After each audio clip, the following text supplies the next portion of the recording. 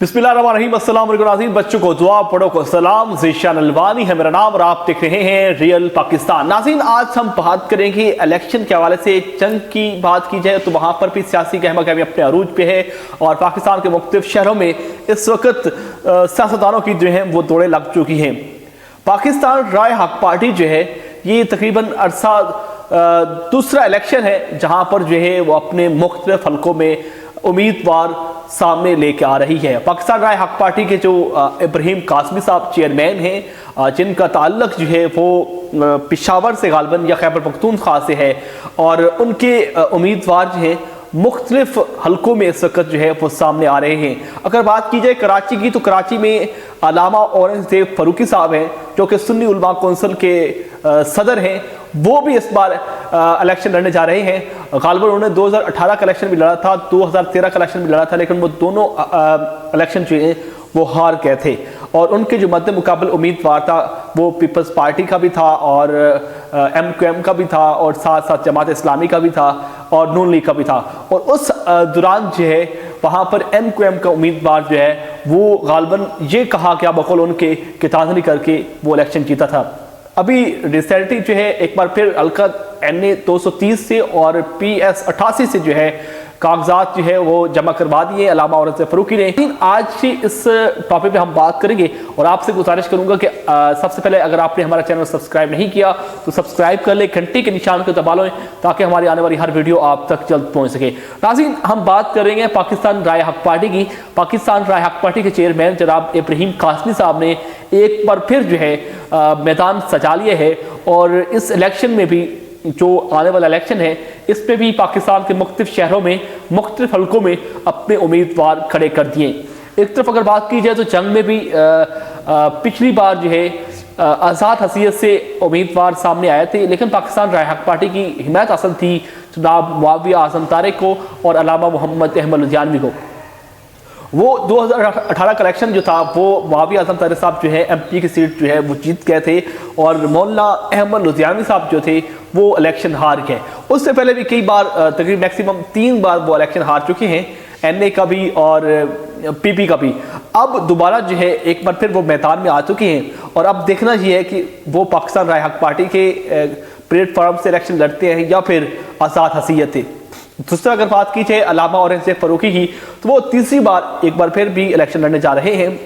उन्होंने पहले भी 2 बार इलेक्शन लड़ा और वहाँ पर जो है काफ़ी वोट हासिल किए थे, लेकिन बदकिस्मती से बताया जाता है कि उनके साथ जो है वो वहाँ पर ताज़नी हो जाती है और ताज़नी के नतीजे में वो 2 बार इलेक्शन हार चुकी हैं। एक बार फिर हल्का NA 230 है और ये वो हल्का है जहाँ पर उनके मजबूत जो है बैंक वोट है और कहा जाता है कि वहाँ पर उनकी जमात का जो है काफ़ी बैंक वोट है और वहाँ पर काफ़ी मजबूत है।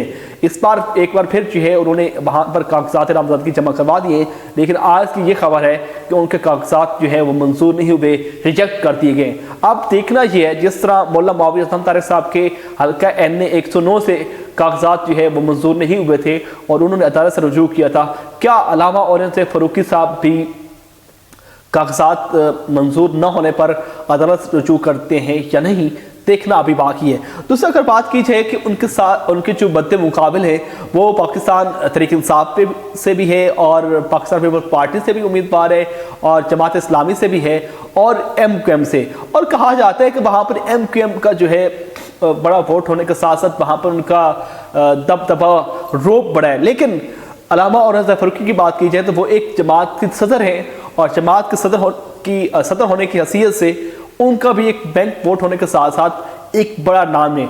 और वहाँ पर जिस हल्के में वो इलेक्शन लड़ने जा रहे हैं यकीनन वहाँ पर उनका जमाती तौर पर नजराती लोग जो हैं वो उनके साथ तल्लुक़ रखते हैं और तल्लुक़ की बिना पर जो है उनको वहाँ से काफ़ी वोट मिल सकते हैं।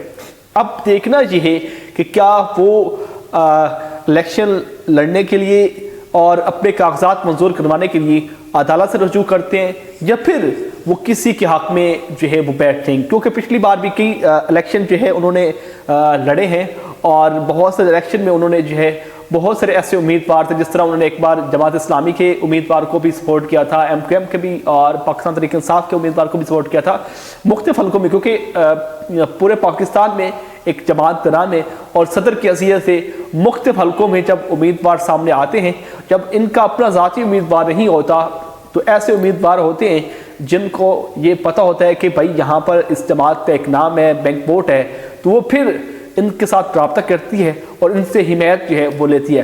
اب دیکھنا یہ ہے کہ کس کس حلقے میں یہ اپنے امیدوار کھڑے کرتی ہیں، اور ساتھ ساتھ دیکھنا یہ ہے کہ مولانا احمد لدھیانی صاحب اور مولانا معاویہ طنطاوی صاحب جو کہ اس وقت آمنے سامنے ہیں، دونوں ایم اے کے امیدوار بھی ہیں، پی پی سے بھی ان کے دونوں کے کاغذات جو ہے منظور ہوئے ہیں۔ ایم اے میں جو ہے صرف محمد احمد لدھیانی صاحب کے ہوئے ہیں، اور جس طرح اگر پی پی 127 کی بات کی جائے جنگ کی، وہاں پر علامہ مسرور نواز جنگی کاغذات بھی منظور ہو چکے ہیں، اور باقاعدہ وہ اپنی کیمپین کا آغاز بھی کر چکے ہیں۔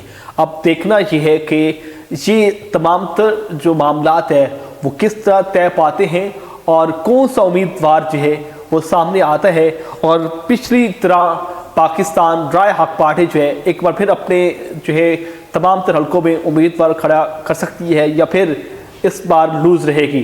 دیکھنا یہی ہے۔ کسی نئی ویڈیو کے ساتھ آپ کے سامنے حاضر ہوں گے اپنے میزبان چینل البانی کو۔ ریئل پاکستان سے اجازت دیجیے، اللہ نگہبان۔